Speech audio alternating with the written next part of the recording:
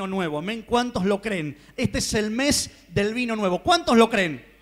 Amén. Este es el mes del vino nuevo. Decile al que está a tu lado, es el mes del vino nuevo. Amén. Gloria a Dios. Y nos compartía el pastor la semana pasada ese relato donde Jesús estaba invitado a las bodas de Canaán, donde él estaba invitado como uno más a participar de ese casamiento, de ese enlace. Y en un momento determinado el vino escaseó, se acabó el vino. Y la madre le dice, Jesús, se ha terminado el vino. ¿Pero qué tienes contra mí? Le contesta él. Luego da la orden la madre y dice, hagan todo lo que él les ordene. Amén. Y Jesús manda a pedir un par de tinajas, 6 precisamente. Las hace llenar de agua. Esto no es un dato menor. Las hace llenar de agua. Y luego de orar al Padre, él transforma 6 tinajas de agua en vino. Dice la palabra que fue principio de señales. ¿Qué quiere decir? Que este fue el primer milagro de Jesús en la tierra. Fue el primer milagro de Jesús en la tierra. No es un dato menor. Fue lo primero que él hizo en la tierra. Amén. Transformó, convirtió el agua en vino. Amén. No fue un milagro de multiplicación. No quiero que se confunda con esto. No fue un milagro en el que él multiplicó, como hizo más adelante, peces y panes para darle de comer a más de 5.000.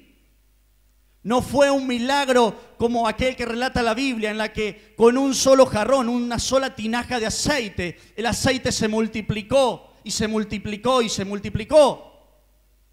Fue un milagro de transformación, amén. Convirtió el agua en vino, porque el vino de Dios eso es lo que hace.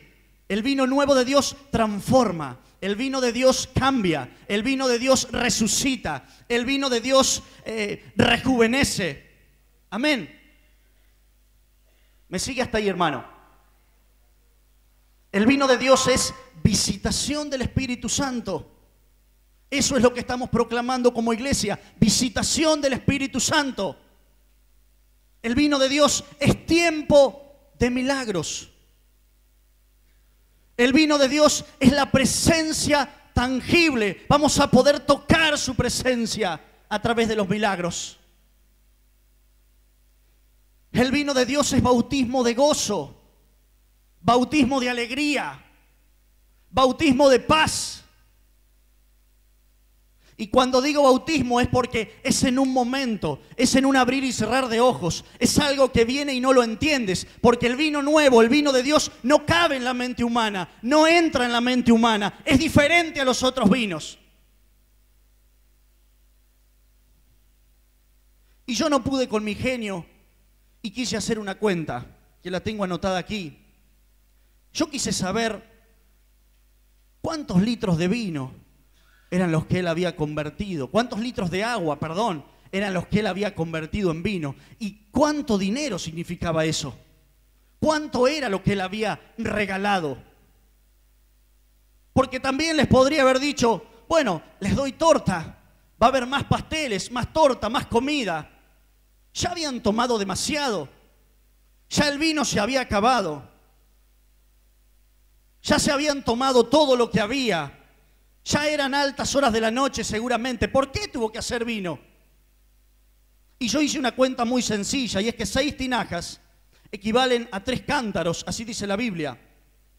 Y cada cántaro, si usted va a la última parte de la Biblia, donde están, no vaya por favor, pero donde están las tablas y medidas, cada cántaro tiene 40 litros, es decir que 3 cántaros son 120 litros, por 6 son 720 litros de vino. Yo no sé cuántos invitados habían esa noche, en esa fiesta, pero no es un dato pequeño, ¿no? Son 720 litros de vino, y no era cualquier vino. Dice la Biblia que era el mejor vino, porque el dueño del catering, el maestresala que estaba en aquel lugar, no entendía por qué habían dejado el mejor vino para en final.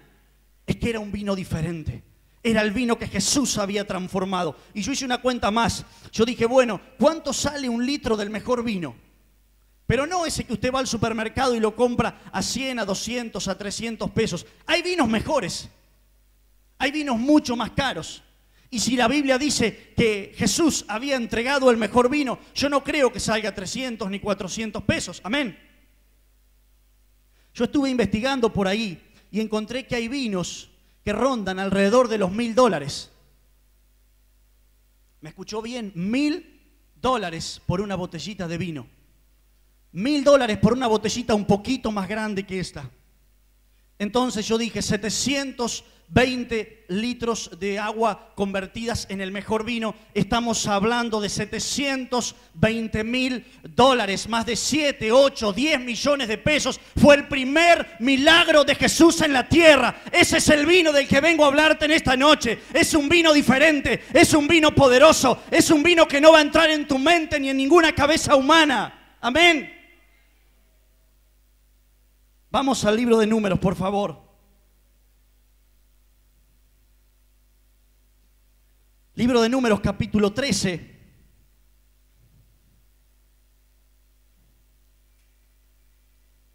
Lo que quiero transmitirles en esta noche es que el vino no es para este mes.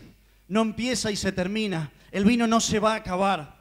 Quiero compartirte esta palabra porque estamos declarando que el vino de este mes, el vino nuevo, simplemente es una señal de lo que está por venir, amén. Simplemente es el principio de lo que aún no vemos. Es el principio de lo que aún no te imaginas. Es el principio de lo que está más allá de lo que tú crees y de lo que yo creo, amén. Libro de Números, capítulo 13. Vamos a leer algunos versículos nada más. Vamos a comenzar en el verso 17. Los envió pues Moisés a reconocer la tierra de Canaán, diciéndoles, suban de aquí al Negueb y subid al monte y observen la tierra cómo es y el pueblo que la habita, si es fuerte o débil, si poco o numeroso, cómo es la tierra habitada, si es buena, si es mala, y cómo son las ciudades habitadas, si son campamentos, si son plazas fortificadas. Verso 20, y cómo es el terreno, si es fértil, si es estéril, si en él hay árboles o no, y esfuércense, tomen del fruto del país. ¿Escuchó bien? Les da la orden de que tomen de lo que había en aquella tierra. Y era el tiempo ¿de qué? De las primeras uvas. Era el tiempo de las primeras uvas. Vamos al verso 23. Y llegaron hasta el arroyo de Escol, y de allí cortaron un sarmiento con un racimo de uvas, es decir, un gajo, una rama, con un racimo de uvas, el cual trajeron 2 en un palo, y de las granadas y de los higos. Verso 24, y se llamó aquel lugar el valle de Escol, por el racimo que cortaron de allí los hijos de Israel, y volvieron de reconocer la tierra al fin de 40 días. Verso 27 y terminamos. Y les contaron a todo el pueblo, ¿verdad? Diciendo, nosotros llegamos a la tierra a la cual nos enviaste, la que ciertamente fluye leche y miel, y este es el fruto. Amén. ¿Se acuerda que ya habíamos estado hablando de esto cuando Moisés mandó a los espías, mandó a un par de personas para que vayan a reconocer la tierra? Y era el tiempo, dice la Biblia, de las primeras uvas. Era el tiempo donde todo comienza. Era el tiempo donde ya se había sembrado, ya se habría trabajado, ya se había labrado. Comenzaba el tiempo de la cosecha, era el tiempo de las primeras uvas. Amén. Y ellos trajeron un racimo que tuvieron que traerlo. ¿De cuántas personas dice la Biblia?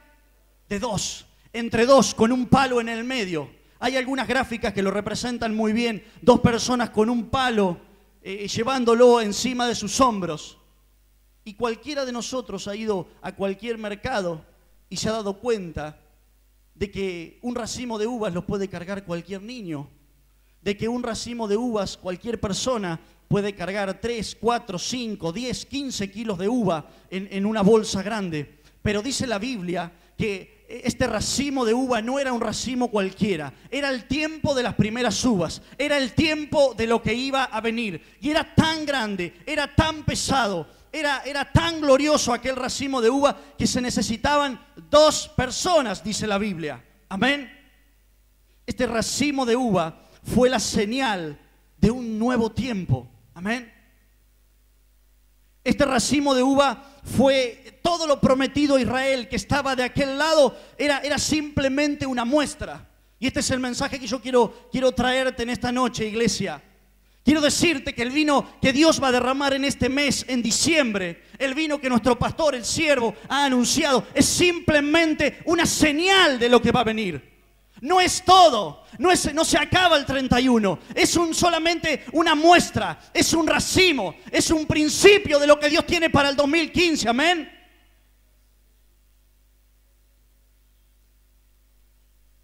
Dos personas cargaban este racimo de uva, dos personas, y trajeron la muestra y le dijeron, sí, hay muchos poderosos ahí, no nos será fácil. Algunos creían, otros no. ¿Se acuerdan de Josué y Caleb? Ellos creyeron que estaba del otro lado, que se podía conquistar.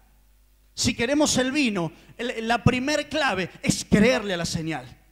Si tú no crees que del otro lado hay un racimo de uva que entre dos personas, 3 o 4, no, va a ser tan grande que no lo van a poder cargar, nunca lo vas a recibir, nunca lo vas a alcanzar, nunca vas a disfrutar de la leche y la miel que hay en aquella otra tierra si tú no crees en la muestra, si tú no crees en el principio, si tú no crees en lo primero que has conocido de eso.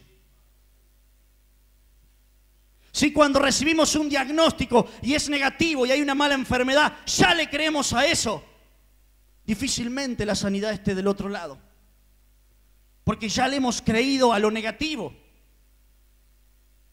Ya le hemos creído a los no de Satanás. Ya le hemos creído que del otro lado no hay nada bueno. Que en el 2015 seguirás viviendo como lo has hecho hasta ahora.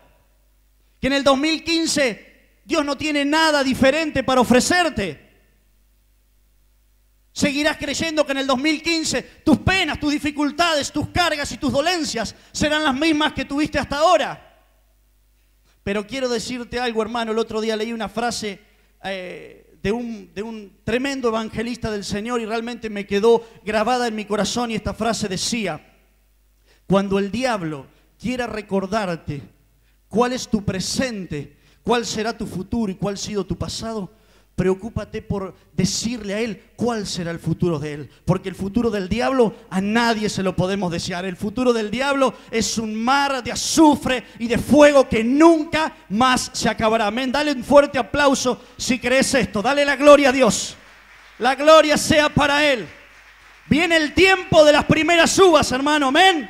Viene el tiempo en que lo que está por delante es mucho mayor a la señal que tenemos en el presente.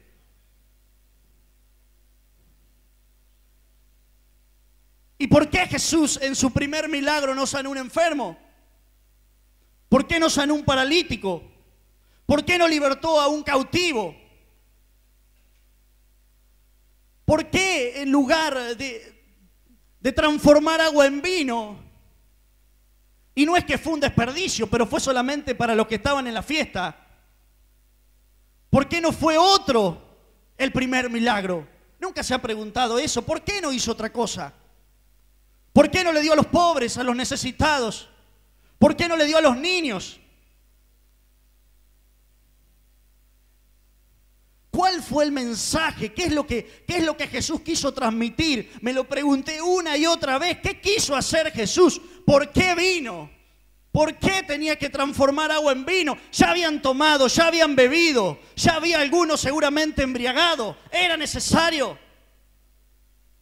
Pero creo que es clara la señal, es muy claro el mensaje. Yo creo que Jesús les quiso decir a todos los que estaban ahí, a todos los que veían: si me aman, si me siguen, si obedecen mis mandamientos, si caminan a mi lado, mayores señales verán que estas. Mayores cosas pasarán. Esto es solamente, dice la Biblia, era principio de señales. Era solamente el principio. Y yo creo que si hubiese conocido a Jesús y hubiese visto que Él, lo primero que hizo en la tierra fue transformar el agua en vino, wow, yo me hubiese yendo corriendo atrás de Él. Porque si pudo hacer semejante milagro en un lugar que tal vez no lo era necesario, ¿cuántas más cosas puede hacer este hombre? Amén.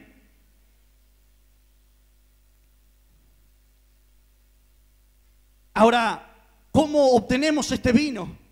¿Cuántos quieren el vino nuevo de Dios? ¿Cuántos lo necesitan? ¿Cuántos hemos pasado un año de luchas, de aflicciones, de pruebas, de situaciones que no han cambiado, de situaciones que siguen exactamente igual a que como empezaste el año?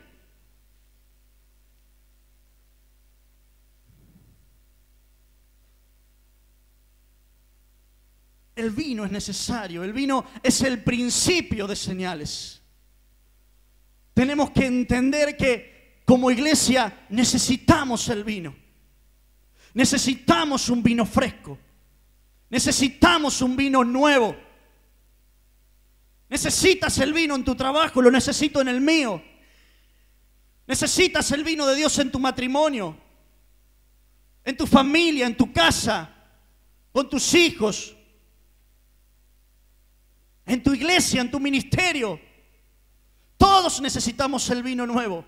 Todos necesitamos, del menor hasta el mayor, todos necesitamos el vino.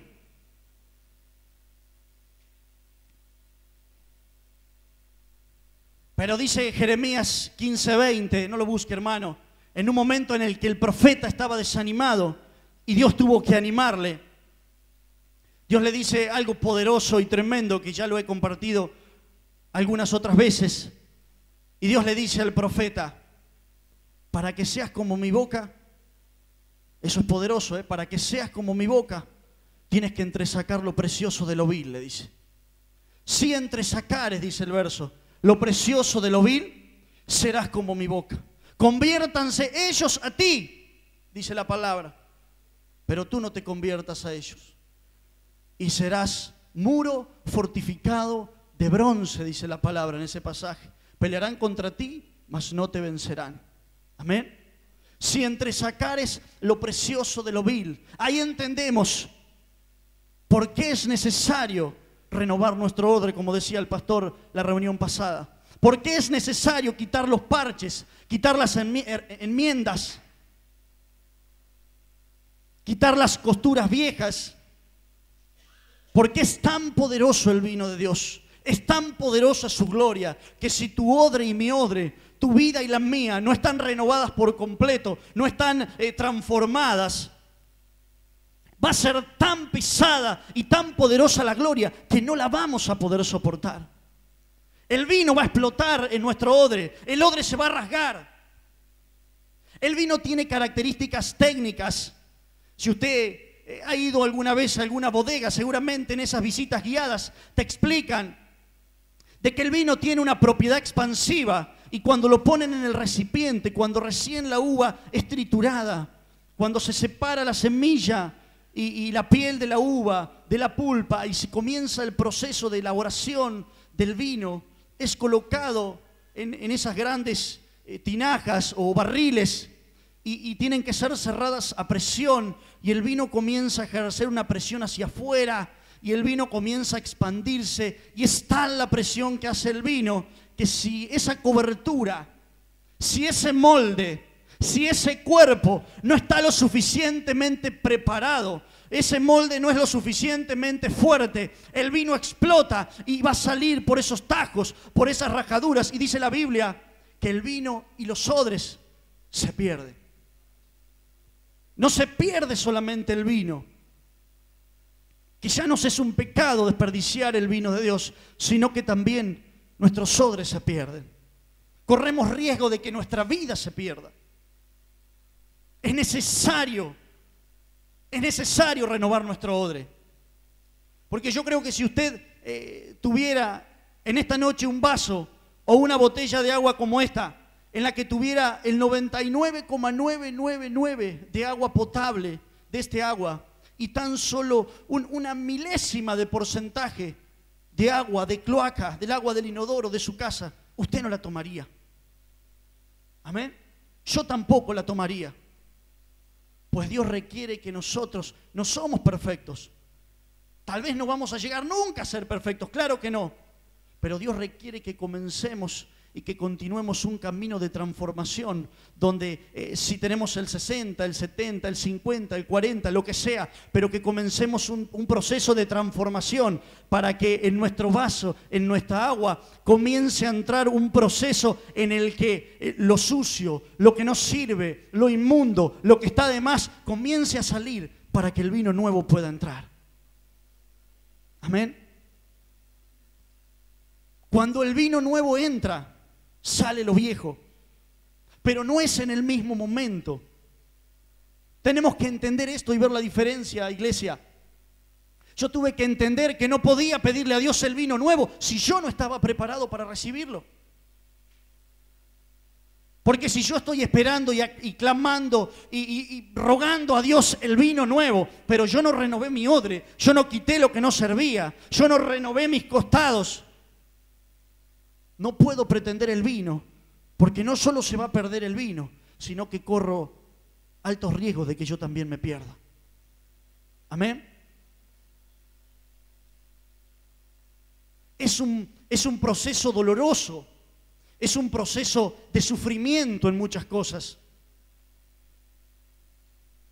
Hay un animal que me llama poderosísimamente la atención y que es el águila. Y seguramente lo que yo le voy a relatar seguramente lo ha escuchado, pero es bueno recordarlo.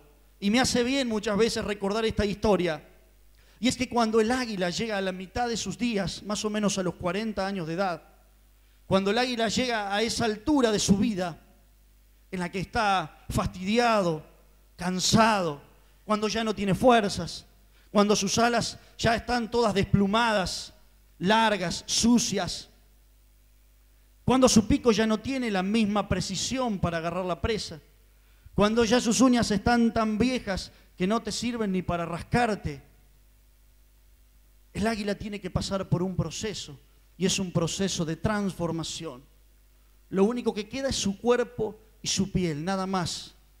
Pero es necesario que el águila comience ahí en las piedras, en lo alto, comience con su pico a arrancarse las uñas. Dice que el águila se arranca uña por uña y queda en carne viva. Por eso digo que ser un odre nuevo es un proceso doloroso. Y se arranca todas las uñas, y después que se arrancó las uñas, sigue por las plumas de sus alas, que ya no le sirven para volar. Como nos pasa a nosotros, llegamos a un nivel espiritual en el que ya no podemos crecer. Hacemos lo que hacemos. Y ya lo que hacemos casi que hasta lo hacemos mal. Porque el águila no solo que ya no puede atrapar presas grandes, sino que ni una lauchita puede agarrar. Porque si dijéramos, bueno, no tiene alas, puede planear bajito, pero ya las garras tampoco le sirven. Entonces se sube a la montaña, arranca con su pico, arranca las uñas. Luego de arrancar las uñas, sigue por sus plumas, por las plumas de sus alas. Se arranca una a una todas las plumas. Y después de que arrancó hasta la última pluma, le queda una sola cosa por arrancar. Y es el pico. O es nuestra lengua, nuestra boca. Amén, hermanos. Y dice que el águila empieza a pegarse con el pico en las rocas, en las piedras, y empieza a pegarse fuerte, fuerte, fuerte, fuerte, hasta que por ahí el pico se le cae y queda sin pico, queda sin la punta de su principal herramienta para cazar. Y pasa un tiempo allá arriba en la montaña de hambre, de necesidad, de dolencia. Le duele su cuerpo, le duele su alma, le duele el espíritu al águila. Pero él sabe que era necesario para que venga el tiempo nuevo. Amén. Y como hijos de Dios, si queremos el vino nuevo, es necesario pasar por el mismo proceso que el águila. Es necesario quitar nuestras plumas. Es necesario quitar nuestras garras. Es necesario quitar nuestro pico. Es necesario rejuvenecernos para comenzar la segunda etapa. Para comenzar lo que está por delante, para entrar en el 2015. Creo que esta ha sido una palabra este mes, lo que el siervo ha profetizado sobre este lugar ha sido glorioso. Porque este es el tiempo de la señal, de lo que está por delante. Simplemente en estas reuniones estamos probando un racimo de lo que está por venir. Amén. Hay tres cosas a las que Dios nunca, pero nunca se niega. Hay tres cosas a las que Dios nunca se puede negar. Un cuerpo limpio, un corazón puro y un espíritu quebrantado. Son las tres cosas a las que Dios no te puede decir que no.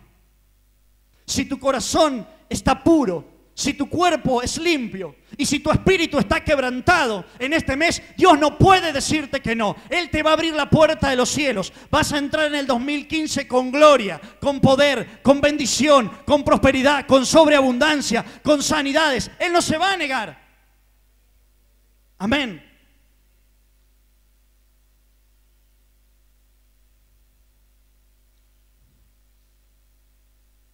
Dice la palabra que las cosas viejas pasaron. Por eso que es bueno recordarle el futuro que le espera a Satanás, cuando él te quiere recordar el tuyo.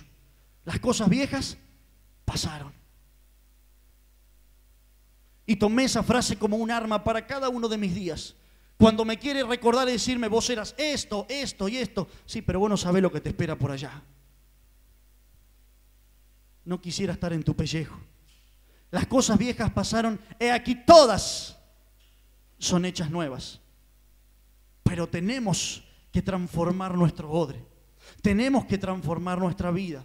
Tenemos que cortar con hábitos ocultos ahí en nuestra casa, en nuestra habitación, que nos llevan a caminos de muerte. Tenemos que cortar con los lugares que nos maldicen. Tenemos que cortar con las casas de maldición que no nos bendicen, sino que nos maldicen. Tenemos que cortar con amistades que son falsas, que son artificiales. Por eso digo que es un proceso doloroso. Porque tenemos que cortar con cosas que ya las tenemos tan atesoradas a veces, tan pegadas a nuestras plumas, a nuestras garras y a nuestro pico, que vamos a sufrir para dejarlas. Pero he entendido que son necesarias, iglesia. He entendido que son necesarias. Es necesario, si quieres el vino nuevo, que te transformes en un odre nuevo, que yo me transforme en un odre nuevo, para que el vino nuevo pueda entrar en mi odre. Por eso a veces vemos siervos del Señor, ministros de alabanza, gente que aún ministraba y estaba al servicio de Dios, y hoy están en el mundo. Hoy están en el mundo. Hoy están en el vicio. Hoy salís a dar una vuelta en auto y lo ves entrando a un boliche, porque su odre no soportó el poder y la gloria del vino de Dios. Amén. Por eso es necesario renovarnos, porque corremos el riesgo de perdernos. Para terminar, quiero que vayamos al libro de Esther, hermanos. Quiero invitar a los músicos, si quieren estar pasando. Ya estoy terminando con esta palabra.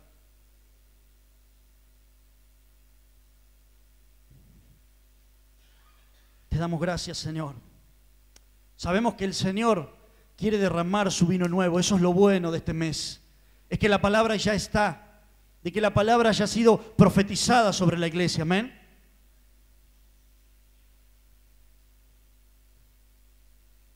Gloria a Dios. La palabra ya está sobre nosotros. Lo primero que tenemos que hacer, ¿qué es? Creerla. Y la segunda, transformar nuestro odre. Amén. Transformar nuestra vida, renovarnos, cambiar, modificar cosas, dejar hábitos ocultos.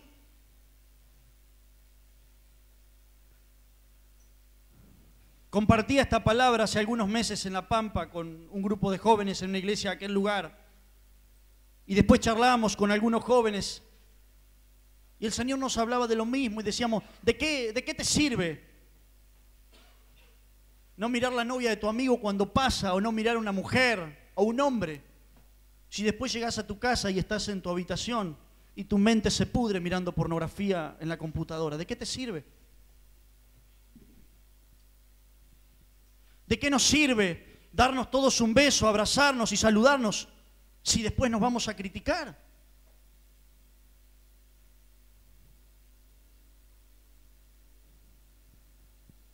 Creo que este es el mes para poner en práctica todo lo que hemos aprendido durante este año.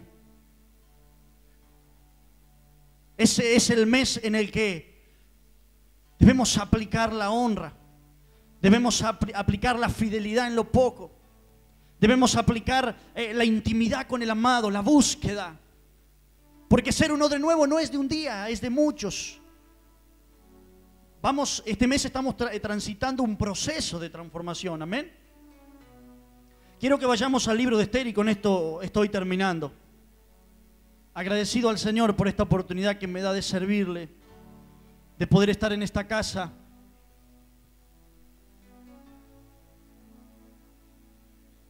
Creo que más que agradecido al Señor,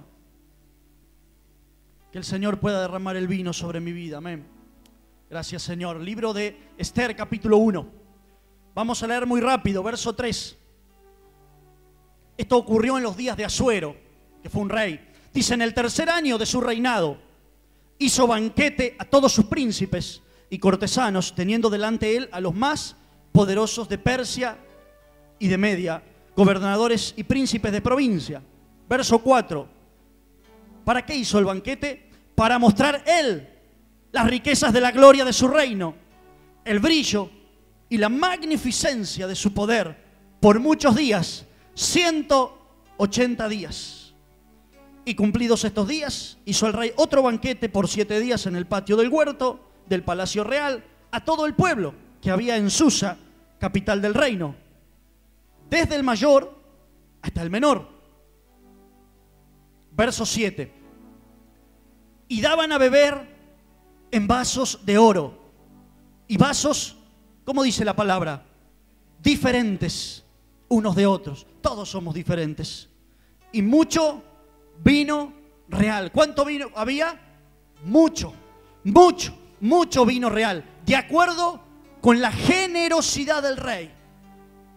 Y la bebida era según esta ley, escucha bien, que nadie fuese obligado a beber, porque así lo había mandado el rey a todos los mayordomos de su casa, que se hiciese según la voluntad de cada uno. ¿Ven? El rey Asuero había hecho una fiesta. El rey Asuero había hecho un gran banquete. Dice la Biblia que había mucho vino real. Mucho vino real. Y el verso 4 dice que ¿para qué fue la fiesta? Para mostrar él las riquezas de su gloria. La fiesta era simplemente una señal. La fiesta era simplemente el principio de todo lo que él tenía. Y el vino en esta noche y en este mes, declaramos que es solamente el principio de lo que él tiene. Es simplemente una señal de lo que está por delante, amén. Y ahí estaba el rey y les había dado una orden a los mayordomos y les había dicho: no obliguen a nadie a beber del vino real. Hay mucho, pero no obliguen a nadie, de acuerdo a lo que cada uno considere que tome. Y fue servido en vasos ¿de qué? De oro, dice la palabra, amén. El oro significa pureza. El oro significa santidad. No cualquiera en la época de la monarquía, no la vivimos nosotros aquí, pero en Inglaterra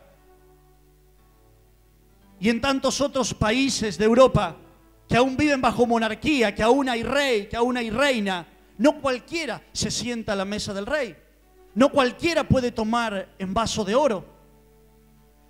Pero fíjese que esta fiesta, como esta noche, en el verso 5 dice, del mayor hasta el menor. Estamos todos invitados, desde los más pequeños hasta los más grandes. Yo declaro en esta noche que como ocurrió en aquel tiempo, en los tiempos de la Biblia, del Antiguo Testamento, en este mes también hay mucho vino real. Y si tu vaso es de oro, si mi vaso es de oro, si en esta noche nos purificamos, nos transformamos, cambiamos todo lo que hay que cambiar, damos un giro completo, hay mucho vino real para el tiempo que viene. Hay mucho vino real para el tiempo que viene, amén.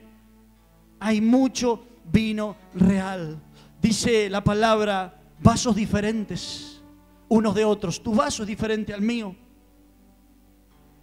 El vaso de mi hermano tal vez es más grande que mi vaso, menor que el otro vaso, de otra forma, distintos tamaños.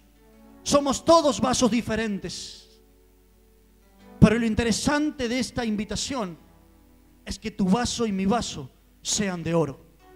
Que tu vaso y mi vaso en esta noche se purifiquen, se limpien, se regeneren, se rejuvenezcan, se transformen, porque hay mucho vino real. Y con esto termino. La bebida era según esta ley, como dije recién, que nadie fuese obligado a beber. No estás obligado a beber del vino real. Es muy preciado. No hay ninguna suma de dólares ni de euros que pueda comprarlo. No lo vas a pagar con nada. Pero te aseguro que puede transformar tu vida para siempre. Te puedo asegurar que te puede dar un 2015 de gloria, de poder, de sobreabundancia. Que el vino real va a pasar por cada una de las partes de tu cuerpo y no vas a saber cómo, ni dónde, ni por qué. Porque el vino de Dios no cabe en la mente humana. Pero todo va a ser diferente. Todo va a ser de otra manera. Todo va a transitar distinto. Te invito a que te pongas de pie, hermano.